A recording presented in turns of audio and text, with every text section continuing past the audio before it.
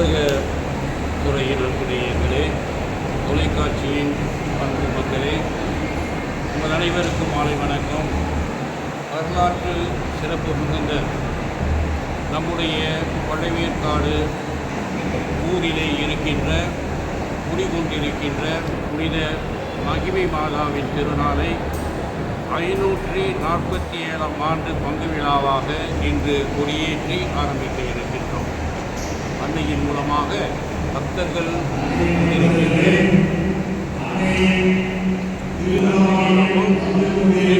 அவர்களுக்கு வேண்டிய அருளை பெறவும் இங்கு இந்த ஊரிலே மட்டுமல்ல சுற்றுப்பட்டு இருக்கின்ற அனைத்து கிராமங்களிலிருந்தும் முன்னேறியிருந்தும் ஏன் சென்னையிலிருந்தும் பல யாத்திரைகள் வந்து கொண்டிருக்கின்றார்கள்.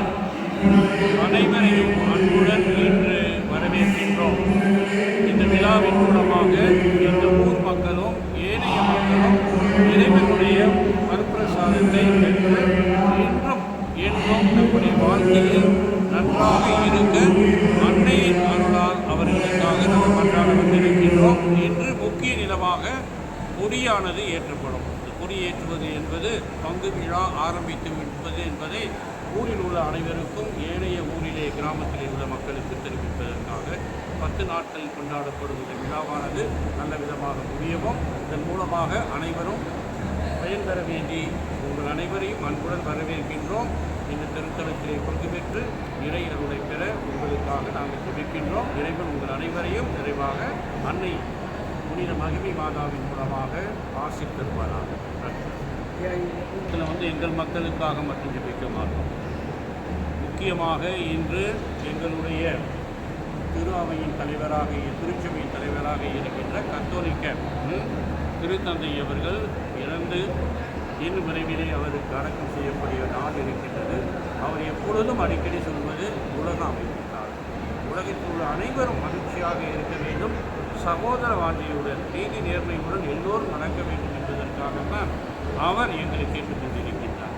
இந்த விழாவாது கிறிஸ்தவர்கள் மட்டும் கிடையாது, ஏனைய மதத்தவர்கள் இங்கே வருவாங்க.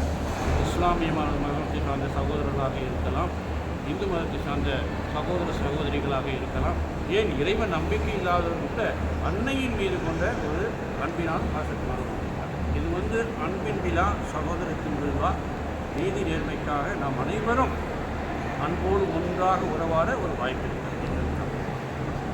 தேர் திருவிழா எப்போ நடக்குதுங்க? திருவிழா கடைசி நாள் தான், 9ஆம் நாள், மே 3ஆம் தேதி நடக்கும். இன்றைக்கி தான் ஆரம்பம். அதுதான் முக்கியமான ஒரு விழா. அந்த நாளில் அன்னையை பவனியாக எடுத்துக்கொண்டு உலகில் உள்ள அனைத்து மக்களுக்கும், இந்த பங்கு மக்களுக்கும் ஒரு ஆசிரியர் தருகின்ற அன்னை நம்மளை நாடி வருகின்றார். ஒவ்வொரு வீடாக சொல்கிறது பெரிய நிகழ்வு. அது 3ஆம் தேதி மே மாதம் நடக்கும் என்பதை பங்கு தந்தை. எனவே பங்கு தந்தை சார்பாகவும் பங்கு மக்கள் சார்பாகவும் உங்களுக்கும் உங்கள் தொலைக்காட்சியின் மூலமாக இந்த நிகழ்விலே பங்கு பெற அனைத்து நன்மை உலகளுக்கும் இறைவன் நிறைவான ஆசையும் மகிழ்ச்சியும் தருவாராக. சகோதரத்தின் உறவில் வளர நன்மை